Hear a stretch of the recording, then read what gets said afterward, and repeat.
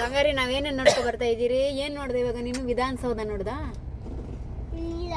ನೋಡಿಲ್ವಾ?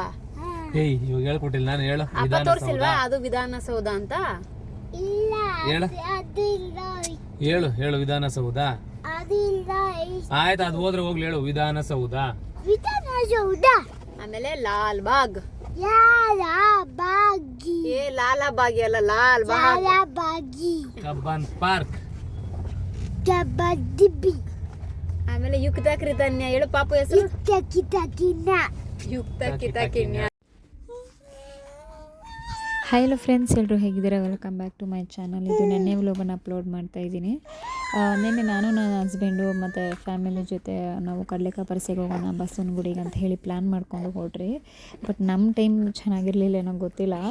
ನಾವು ಹೋಗಿದ್ದು 2 o'clockಗೆ, ಆಲ್ಮೋಸ್ಟ್ 1:30 2 o'clockಗೆ ಮನೆ ಬಿಟ್ರಿ. ಈವ್ನಿಂಗ್ 6:30ಗೆ ರೀಚ್ ಆದರೆ ಅದೊಂದು ತುಂಬ ಬೇಜಾರಾಯಿತು. ಗೂಗಲ್ ಮ್ಯಾಪನ್ನು ನೋಡಿಕೊಂಡು ಹೋದ್ರಿ. ಅದು ನೋಡಿದ್ರೆ 50 ಕಿಲೋಮೀಟರ್ಸ್ ತುಂಬ ದೂರ ಕರ್ಕೊಂಡು ಹೋಗ್ಬಿಟ್ಟಿತ್ತು. ಜಾಲಹಳ್ಳಿ ಹತ್ತತ್ರ ಹೋಗಿದ್ರಿ. ಜಾಲಹಳ್ಳಿಗೂ ಬಸವನಗುಡಿಗೂ 50 ಕಿಲೋಮೀಟರ್ಸು ಏನೋ ಡಿಫ್ರೆನ್ಸ್ ತೋರಿಸ್ತಾಯಿತ್ತು ನಮಗಂತೂ. ಬಟ್ ಮಕ್ಕಳನ್ನ ಇಟ್ಕೊಂಡು ಅಷ್ಟು ದೂರ ಹೋಗಿದ್ದಕ್ಕೆ ತುಂಬ ಬೇಜಾರಾಯಿತು. ಬಟ್ ಬಂದುಬಿಟ್ಟಿದ್ದೀರಿ, ನಮಗೋಸ್ಕರ ಅಕ್ಕ ವೆಯ್ಟ್ ಮಾಡ್ತಿದ್ದಾರೆ ಅಲ್ಲಿ ಅಂತ ಹೇಳಿ ಮತ್ತೆ ಬ್ಯಾಕ್ ಆದರೆ ಅಲ್ಲಿಗೆ. ಮಕ್ಕಳ ಜೊತೆ ಆಟ ಆಡಿಕೊಂಡು ಹಾಗೋ ಹೀಗೋ ಟೈಮ್ ಸ್ಪೆಂಡ್ ಮಾಡಿಕೊಂಡು ಹೋದರೆ.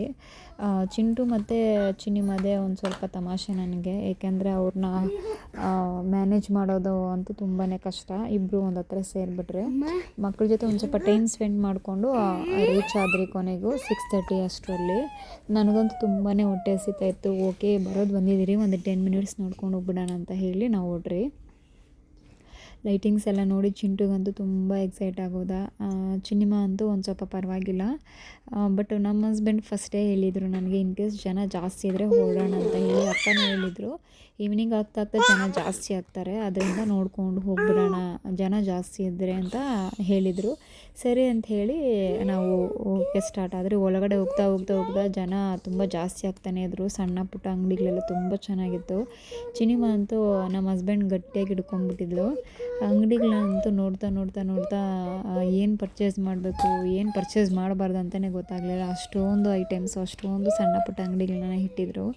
ಲೇಡೀಸ್ ಅಂತೂ ಹೋದರೆ ಖಂಡಿತವಾಗ್ಲೂ ಆ ಪ್ಲೇಸ್ ಬಿಟ್ಟು ಬರೋದೇ ಇಲ್ಲ. 1 hour ಅಥವಾ 2 hours ತೊಗೊತಾರೆ ಮಿನಿಮಮ್ ಪರ್ಚೇಸಿಂಗ್ಗೆ.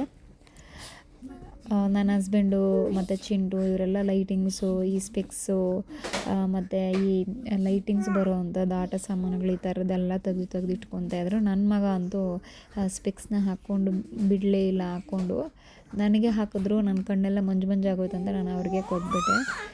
ಅದಾದಮೇಲೆ ಹಸ್ಬೆಂಡ್ ನೋಡಿಬಿಟ್ಟು ಇಲ್ಲ ಬೇಡ ನಡೀರಿ ಹೋಗ್ಬಿಡೋಣ, ಜನ ತುಂಬ ಜಾಸ್ತಿ ಇದ್ದಾರೆ, ಮಗುಗೆ ಇನ್ಫೆಕ್ಷನ್ ಆಗುತ್ತೆ ಅಂತ ಹೇಳಿದರು. ಬಟ್ ನನಗಂತೂ ಸಿಕ್ಕಾಪಟ್ಟೆ ಏನು ಒಂಥರ ಟೈಮ್ ಪಾಸ್ ತುಂಬ ಚೆನ್ನಾಗಾಯಿತು. ನೀವು ಫ್ರೀ ಇದ್ದರೆ ನಿಮ್ಮ ಫ್ಯಾಮಿಲಿ ಜೊತೆ ಕಡಲೆಕಾಯಿ ಪರಿಸೆ ಖಂಡಿತವಾಗ್ಲೂ ವಿಸಿಟ್ ಮಾಡಿ, ತುಂಬ ಚೆನ್ನಾಗಿದೆ. ಆಫ್ಟರ್ನೂನು ಒಳಗಡೆ ಹೋಗಿ, ಈವ್ನಿಂಗ್ ಅಂತೂ ಖಂಡಿತವಾಗ್ಲೂ ಹೋಗಬೇಡಿ. ನೆಕ್ಸ್ಟ್ ವ್ಲಾಗಲ್ಲಿ ಮೀಟ್ ಮಾಡೋಣ. ಬಾಯ್.